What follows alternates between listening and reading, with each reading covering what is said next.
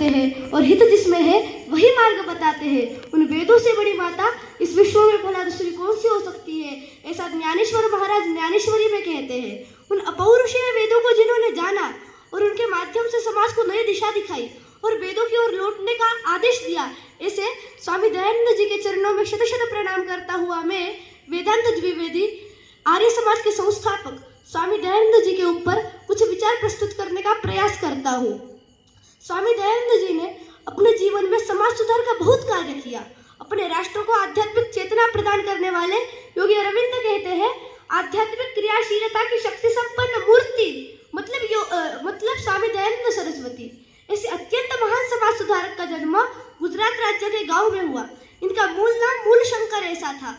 इनके जीवन में कुछ ऐसी घटनाएं घटी जिससे इनके अंतरंग की जिज्ञासा प्रकट हो गई और सत्य को खोजने की तीव्र आशा इनके मन में जग गई और इसके कारण साल 1846 में उन्होंने घर छोड़ दिया।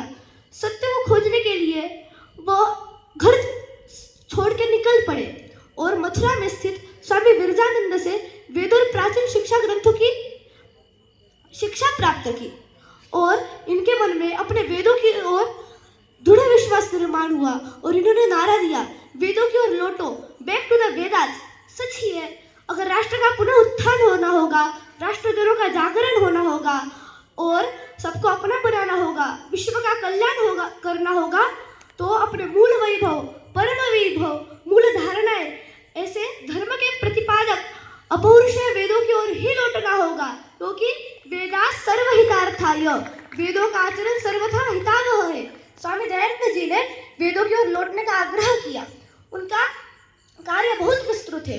उन्होंने अनेक क्षेत्रों में एक सुधारक के रूप में अपनी तेजस्वी छवि प्रस्थापित की।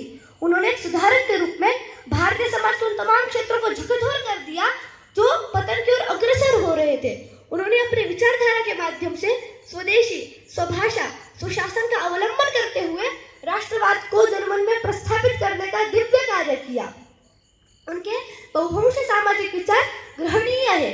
भारत में सत्य का शोध करने के लिए और कुप्रथाओं का प्रतिशोध करने के लिए यह महापुरुष हर जगह भ्रमण करता हुआ 19 अप्रैल 1875 को आर्य समाज की स्थापना करता है और उसके पश्चात विभिन्न स्थानों पर आर्य समाज की स्थापना करने के लिए 1877 से 1883 तक संलग्न रहता है।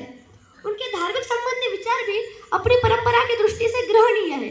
देखो, मतांतर, वाद विवाद, मतभेद आदि तो होते ही है, लेकिन सभी जगहों से, सारे महापुरुषों से अच्छे विचारों को ग्रहण करना और मुख्यतया अपने आर्य सनातन वैदिक हिंदू धर्म की परंपरा का अनुसरण करने के लिए जो अनुकूल है उनको तो अपनाना ही चाहिए। सभी स्तरों पर, सारे जगहों से अच्छे विचारों को ग्रहण करना ये तो सज्जनों का लक्षण ही होता है। इतिहास से अपने हितोपयोगी, राष्ट्र के हितोपयोगी विचार ग्रहणीय है। इस संबंध में मुझे प्रज्ञाचक्षु गुलाबराव महाराज के वाक्य याद आते हैं। वे कहते थे, इतिहास स्वोत्कर्ष बोधक होना चाहिए। इस दृष्टि से हमें कार्य करना चाहिए। स्वामी दयानंद जी का मानना था कि धर्म का अर्थ केवल पूजा इत्यादि नहीं है। धर्म का अर्थ है उदार और शाश्वत मानवीय मूल्यों को धारण करना, अर्थात केवल अपना विचार करके, न जी करके, परार्थ यही परमार्थ समझते हुए परोपकार करना, असत्य, अन्याय, अत्याचारों का प्रबल विरोध करते हुए सामाजिक स्थैर्य को बनाए रखना और उसके लिए जो भी अत्यावश्यक है उसको सदा अथक करते रहना, ये धर्म है। मित्रों, स्वामी दयानंद जी के विचार आज अत्यंत आवश्यक है। मित्रों, जिस प्रकार समाज में अच्छे लोग रहते हैं उसी प्रकार दुष्ट भी रहते हैं और सज्जन कभी भी एकत्रित नहीं होते। ये दुष्टों का बल होता है। इसलिए वो समय आ गया है कि हम सभी हिंदू संगठित होकर हमारी शक्ति संपूर्ण विश्व को दिखा दे।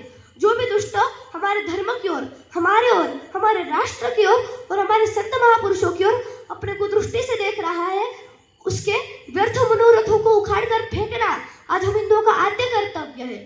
जगत गुरु तुकाराम जी महाराज कहते हैं, भले तरी देव कासेची लंगोटी, नाथा आचे काठी हानो माथा। इसलिए स्वामी दयानंद जी के विचारों का अनुसरण करके संगठित होकर कार्य करना आवश्यक है। एक होना आवश्यक है और एक तो होकर कार्य करना आवश्यक है। कौन हमारे साथ है, साथ नहीं है और कौन बीच में टांग अड़ा रहा है, इसका विचार स्वातंत्र्य वीर सावरकर जी कहते हैं, if you come with you, if you don't without you, if you oppose in spite of you, लेकिन काम तो करेंगे ही। और एक बात, स्वामी दयानंद जी ने नारी शिक्षा और नारी सम्मान का बहुत पुरस्कार किया। स्त्री पढ़ेगी तो अगली पीढ़ी सुशिक्षित और सुसंस्कृत होगी। अगर स्त्री का सम्मान होगा तो राष्ट्र का सम्मान बढ़ेगा। हमारे भगवान मनु अपने मनुस्मृति में कहते हैं, यत्र नार्यस्तु पूज्यन्ते रमन्ते तत्र देवताः, यत्र एतास्तु न पूज्यन्ते सर्वास्तत्राः फलाक्रियाः। जहाँ पे नारियों का सम्मान होता है, नारियों का पूजन होता है, वहाँ पे भगवान रममान रहते हैं। और जहाँ पे नारियों का सम्मान नहीं होता, वहाँ पे क्यों ही हर पूजा पाठ विधि, हर क्रिया निष्फल हो जाती है। इस प्रकार स्वामी दयानंद जी ने समाज सुधार का क्रांति कार्य ही किया है। आइए हम भी उनके अच्छे विचारों का अनुसरण करके अपना और समाज का जीवन धन्य करें। भारत माता की जय।